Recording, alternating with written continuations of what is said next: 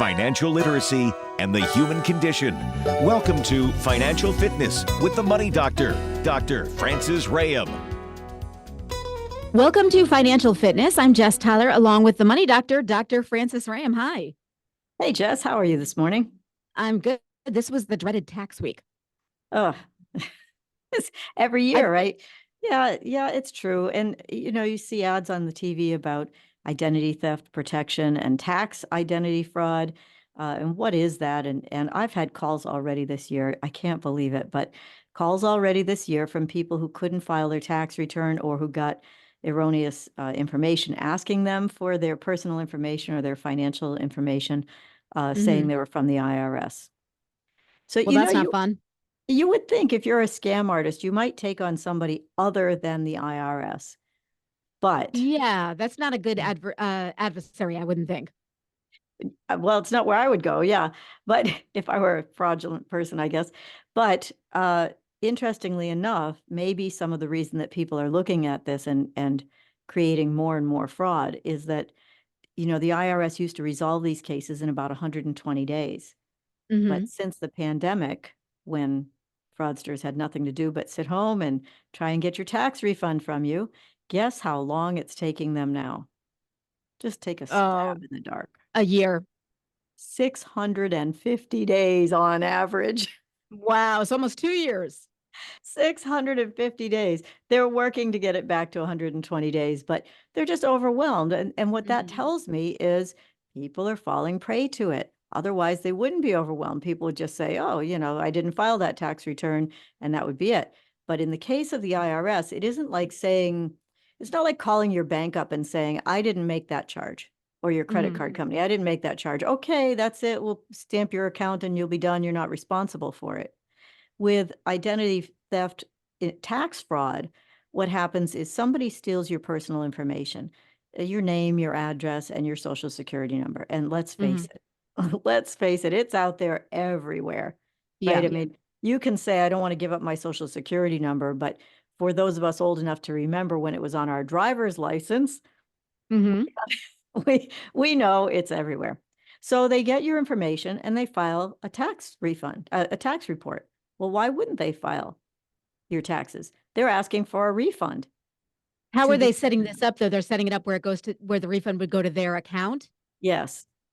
And then I'm assuming that these are accounts that kind of go away quickly so they can't be traced, or how does that work? One would assume. So I always get nervous when I'm talking about fraud on the air because it drives me crazy when I see people telling them how it works. Why don't we just give them a playbook, folks? Here's how to build a bomb with parts you buy on the internet, So let's not tell them exactly how it works. But what I do care about is how to protect yourself from it and what to do. And how you're even going to know that somebody did this. How do you know if somebody, I would assume you wouldn't find out until you just didn't get your return back, right? Almost. You might find out very early. You might be trying to e-file. And if you're trying to e-file and it comes up as you can't because it's a duplicate social security number, I'm reminded of that idea. I'm reminded of the redneck. You might be a redneck if, right? I mean, the comedian, you might be a redneck if. Yeah. Foxworthy. Yes. If you can't file your tax return by e-file because it says you have a duplicate social security number, you might be an identity tax fraud victim.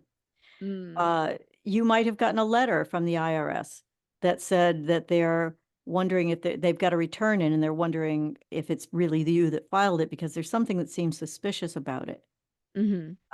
So there might be some things like that happen. Of course, you might file successfully and be wondering where your refund is and contact them and they say, oh, well, we sent your refund somewhere else. The two people that I've had ask me about it in the last week and a half, 2 people in a week and a half is a lot in a practice our size, right? To be falling prey to this. They both said that they went to file their returns. One was at, I think, an H&R Block and the other was at another private accountant firm. And they couldn't file. When they put the return into the system, it was rejected because there was a social security number duplication or the return had already been filed. I can imagine it's a complete nightmare to get that fixed.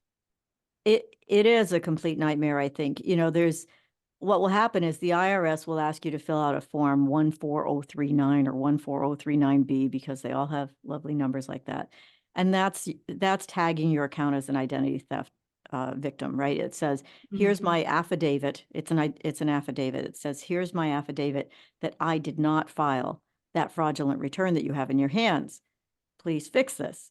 And then they will connect you with an identity theft organization who have specially trained employees who will help you unravel this, right? Resolve this matter. And so first thing you'll have to do is verify your information, right? They're not going to do anything if you just contact the IRS and say, I didn't make that tax return. It's really me now, because they don't know the difference between whether it was really you the first time or it's really you now, until you verify your information. And that might require having a photo ID, a copy of the letter, your last year's tax return if you filed one, and the return in order that's in question, right? Is this here's the return I'm saying I filed. What do you have in your hands? You have, no, that's not me. I didn't have an account in Colorado. Or what do you mean you're processing my refund and I'm out of the country? No, it's not me. I'm really here. Is this So once something that you can do over the phone, or should you go into an office? Because I can imagine if you've already gotten your identity stolen, you're going to feel a little nervous about giving that info out over the phone. Yeah, it could happen either way. You may be able to do it online or with an IRS agent, or they may, if under certain suspicious circumstances, particularly if you can't verify quickly with the information they're asking you for, they'll ask you to go into a center in person and verify there. And there they'll make you bring a picture ID and some other things to identify yourself. So once you've verified yourself, now you can tell them, finally, you can tell them, yes, I made this, I filed this return, or no, I didn't file this return. If you did file the return, let's say you got a letter from the IRS and it said, we have a return in hand and we think it's suspicious. It might be for a number of reasons. Maybe you've changed an address, maybe something didn't match up with their records, but they might think it's suspicious and they've contacted you. Then if it is you and you can verify yourself and say, yes, I've done this, then they can say, okay, we're going to continue to process your return. But if it's not you, then they're going to take a number of steps. They're going to mark your account as identity theft for an identity theft victim. They're going to ask you to fill out that 14039 or 14039B fraud affidavit. They're going to try and unravel where this return came from and attack the bad guys if they can. And they're going to help you file your correct return safely, right? So that's So, what they're looking to do, and get your refund if you do a refund. yeah, I was going to ask you. So, if they have not tracked down the money, because we know that these hackers move quickly, do you have to wait till they get your money back, or they have a system where you will get paid because it wasn't you, and then they recover that separately? Yeah, I think that you get paid and then they recover it separately, but I don't have the specific details of what the how the IRS works, in part because it's taking them almost 2 years to unravel this. So the cases that I know of personally, the people were caught in time because they couldn't file their return because somebody else had already filed with their Because information. it would be a nightmare if this happened and you had to wait the 2 years that it's taking them to unravel it to even see anything, especially if you were due money back. Oh yeah, no, I think it's really scary, but getting the refund, believe it or not, is the smallest of people's problems. When you know that your identity has been stolen and it's been used to file a tax return with the hopes of getting your refund, when somebody's that bold and they've got your information, They've probably it's already opened credit cards and everything else. it's Yeah. really scary, what you can do about it. And we'll talk about all the things you can do to protect yourself from this. But basically, once you notify the IRS, they're going to put people on it and say, okay, now we have to figure out, is it just this tax year or is it multiple tax years? Is it just you? Oh yeah. Oh, it could be really big, right? It could be going back for years and you maybe, let's say you didn't earn enough money to file. Let's say you just said, I don't have to file my return, but Okay. somebody else did. You might not discover it for years until you finally made enough money to file a return. And there's a lot of people out there who don't have to file, especially retirees, right? They are under an income level, whatever. So finally something happens, they get a big windfall and they file a return and this mess starts to happen. I can't get your return, I can't get your refund for you because there's a fraudulent case, right? And now the IRS is looking at how many years did it go back, and they've got to unravel that. It also could include more people than just you. Maybe there are other people named on the tax return. Maybe there's a spouse or somebody else named on that tax return. And so they have to try to figure that out.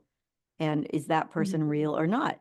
In the case of some couples who might be uh, estranged, let's say, right? Maybe one person has all that information on the other person and they're filing tax returns because they know the other person doesn't need to file and they're collecting their refunds. So half of the information on the return might be legitimate and the other half might not. So what a disaster to try to sort this out. And what are the kinds of things you can do, which we will. I'll give people a roadmap to this about where you can go for help and what you can do. But there is definitely help ready for you, both at the IRS and at the state level. But the first place to start with this sort of thing, I think, is to really use best practices and anti-theft software on your computer and just be cautious about how you're doing things. And for those people out there who are old school and who are saying, you see, that's why I never e-file. I always send my return in by paper. You know what? I'm going to give you a nod on this one. Personally, I actually e-file, but I have great identity theft protection, right? And that's what you want to have in place. But if you're nervous about this at all, send it in by paper. What's the harm in doing that? Other than, you got to get it stamped on time, right? So yeah, scary thing, and it's in the news a lot right now. So I thought we should talk about it. And in the second half, we'll talk about all the steps that people can take to protect themselves and where they can go to get help. Yeah. Okay, let's get your phone number first. Sure. It's 413-773-3333. And you can also go to info@hugyourmoney.com. Check that out there. We'll be right back with the second half of Financial Fitness with the Money Doctor, Dr. Francis Ram, right here on WHMP. Welcome back to Financial Fitness. I'm Jess Tyler, along with the Money Doctor, Dr. Francis Ram. Hi. Got your tax refund yet? I mean, we're talking about two things that are not that great. Already, if it's tax week for you, that means that you waited to the last minute. So you've been putting it off. And then on top of that, we're talking about somebody maybe filing fraudulently in your place, which just seems like a complete nightmare if that happens. Yeah, I think that it is. I mean, I know that a lot of people who wait till the last minute are not expecting a refund. They wait till the last minute because they know they're going to have to pay. But when you've waited to the last minute and you log in and you try to e-file your return and it's, I don't know, 11:30 on the night before, and you're there ready to push the button and you push the button and it says, you can't file your return. There's some reason you can't do it. They can't verify your identity. There's been an additional return already filed with your Social Security number. What are you going to do? So yes, you have to contact the IRS right away.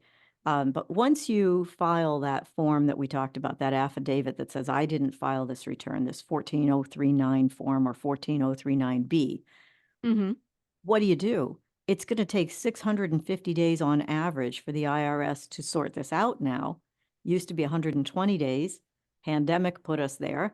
And we're trying to get back to 120 days for the IRS to resolve these matters. But even 120 days is still a long time for you to say, what am I going to do about my tax refund? So the first thing you absolutely have to do is you have to file your return. If you have to put it in paper in the mail, so be it, but file your regular return, even if you can't file online. Okay. And continue to pay your taxes as you normally would. I know it's scary when somebody else has your identity, but the IRS expects that you will just continue business as usual and that you'll trust that they'll sort it out. They're going to work it out. Yeah. Quickly, right? So couldn't get through that sentence. Yeah. So, some of the ways that people find out about this is not just that you can't file your return. You might get a transcript in the mail from the IRS. Here's a transcript of a phone conversation we had. You didn't request it. You might get an online notice that an account has been created in your name and you didn't create one, or that your account has been disabled and you didn't disable it. So these are all red flags. Yeah, these are immediate. You have to wonder, has something been done? You might get a notice that there's been an additional tax or refund, that additional tax that you owe, or a refund that you're due when you don't think that there is. or there might be a Mhm. collection action on a year you didn't file. So Okay. you get scary letters from the IRS that say things like, you know, we're trying to collect these taxes from you, and you're saying, wait a minute, did I even file a return for that year? Yeah. So Let's that's flash another. back for one. Let's flash Yeah, back for 1 second to the form, the 1049 AB. I probably 14, got that all wrong. You know what I'm saying. 14039, yes. I have had the pleasure of calling the IRS before for a tax issue. It's not quick. Is there a quick way to get this form? Because Yes, normally it's so backed up now to call anyway. Then you're put on hold. Then you got to go. You know how it is. I do. It feels like 650 days to be on hold. Yeah. It's, Exactly. And then you got to call on the right day and everything else. So is there a quick way? and is there anything worse than having to listen to that recording over and over Oh again, or no. that, or the bad music, right? Yeah.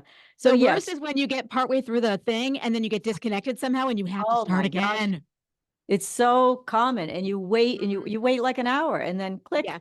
you know, or Yeah. you get, thank you for calling, and they hang up on you, or they transfer you and there's just dead air and you don't know whether Mhm. there's really a person there or not. I could go on and on about the headaches of this, but for anybody who has ever called, not just the IRS, anybody who's ever called Anywhere. someplace, yeah, these days, terrible. So yes, you may be able to fill it out online.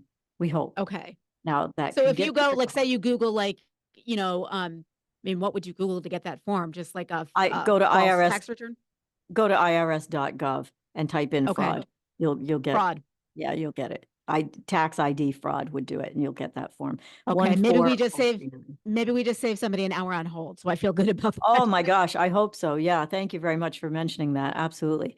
And you know, in addition to the kinds of things that we talked about where, you know, an individual might get hit by this and become a victim, companies can do it too. You know, one of the ways that you might realize that you're an identity tax fraud victim is that Hmm. you might get notice that you've created an EIN, an employee identification number, that you didn't ask for Mm. or that isn't yours, and suddenly your name is attached to it. So if anything like this happens, you really want to check with the IRS. Now, the IRS, the state, and the tax industry work together in cooperation under something called under something called the Security Summit to protect your information going forward. Okay. So, you know, I don't know, that sounds like a nice thing to do, to go to the Security Summit, but I don't think you really want to find yourself there if you don't have to. Yeah. Um, yeah, so the IRS will never, these are the things that you need to know to protect yourself. The IRS will never initiate contact with you through text, phone, email, social media. If the IRS has a problem with you, they will send you a letter. Hmm. Done deal. That's it. So be aware of phishing scams, right? With a PH, right? Be aware of phishing scams.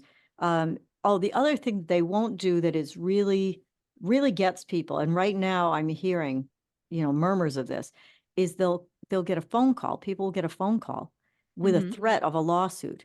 And it's always scary. I'm calling you from the IRS and we have your return in our hand. And if you don't pay up right away, you know, Hmm. whatever. Or we have questions, we're coming to your house to discuss them, right?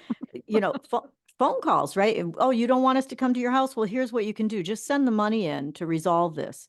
And here, let Hmm. me tell you where to send it. And it'll be someplace that sounds legit and isn't. Um, Somebody might call you and say they're working with the IRS. They're part of an organization that has been hired by the IRS. They're working with Hmm. them and they just want you to help them. Um, you know, the IRS may be the one to tell you that they have the return in their hand that's suspicious. Hmm. And if they do, it's probably more quickly resolved than if you tell them that you think there's a suspicious return filed.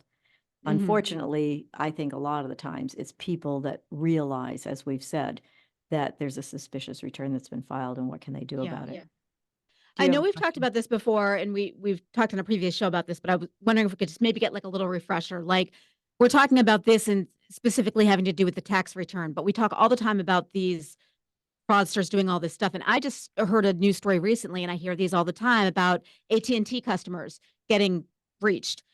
So when we have to do regular business, like have a phone service or all these other places that this has happened to, how do we protect ourselves in those cases? Because you have to give over your social security number when you go get a phone. You have to give that stuff over. So how do we protect ourselves with software, with, just a little refresher on that? It isn't even that you've given up your Social Security. Some of these fraudsters will get a fresh Social Security number on a child that's Hmm. been born and you haven't registered for a Social Security number yet, and they've got 18 years to use their kid's credit before you're gonna discover it when they go to get a Yeah. car loan or something. So how do you protect yourself from it? Um, there are identity theft companies that claim to protect your identity.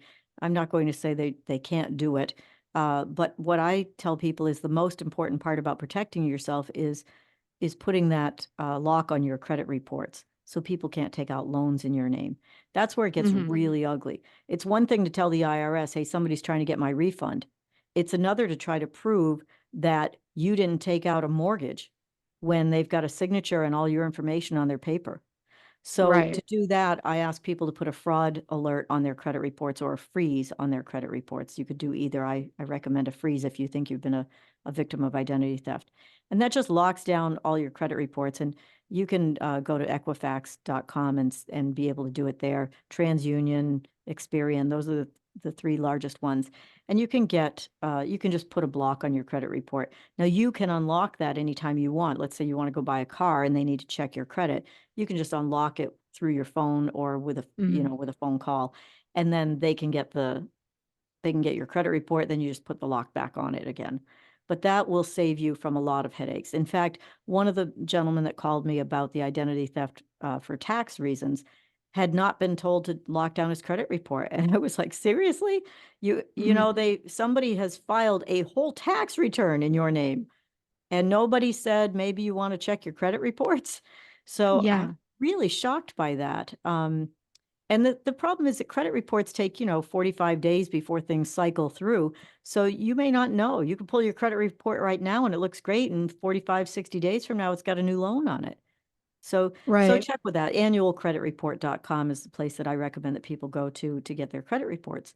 And so, yeah, I think that's really important, um, to realize and to recognize that you can do a lot of things to protect yourself. It might not protect a duplicate tax return, but you do what you can. Also, anti-theft software on your computer. If you're going to shop on the Hmm. internet, so here's a thing I don't think I've ever talked about on the air. And as you know, I don't usually recommend places. I'm sure there are a million like this, but I have used this many times personally to protect my own identity on air. I mean, online.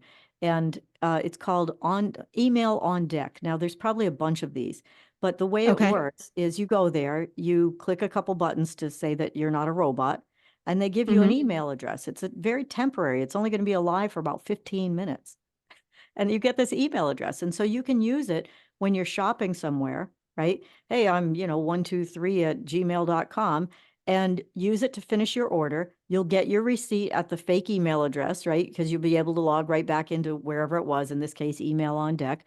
Get the Hmm. email, verify, like, they'll give you a code to verify it's you. You don't have to give out your legitimate email to do that. As long as you don't need this long term, you could use one of those fake email addresses. And I think there are services that create these email addresses as well automatically for you. I've gotten ads from them, So you can use that fake email address just to finish that transaction, and then poof, it's gone in 15 minutes. Hmm. So who How cares? much can you trust, like when you're doing online shopping and you see different sites where they're like, we have um, secure payments. How much can you trust that? Is that just something that everyone says, kind of like it's fat free? Or is it something where there's some protection with it? Well, the first thing to look for is in the address bar. Check and see if after HTTP, if there's the letter S. S is for Okay, letter secure. S. S is a Okay. secure. So that means they have an SSL certificate or secure socket layer certificate. You got me into tech world now. So that means they have an SSL on it, so it's protected. If you go to our website, anytime we're asking for anything, and we don't even ask for a lot of sensitive information, you'll see that you're at an HTTPS://www address. And so that's the Okay. first thing to look for. Some companies will offer, security under, we have this badge of security or whatever, but I would say the very first thing is to look at that internet address bar, because if that's not secure, then any information you're sending through the internet is going wherever the internet is going Mhm. and whoever can intersect it. Now, it doesn't mean that when you land on their site, it has to be secure. But when you get to a place where you're putting in your credit card information or you're putting your personal information in, that part should absolutely be secure. Yeah. Okay. Um, there was, I'm sorry, we're gonna have a little edit here, but I know we're almost done, Okay. right?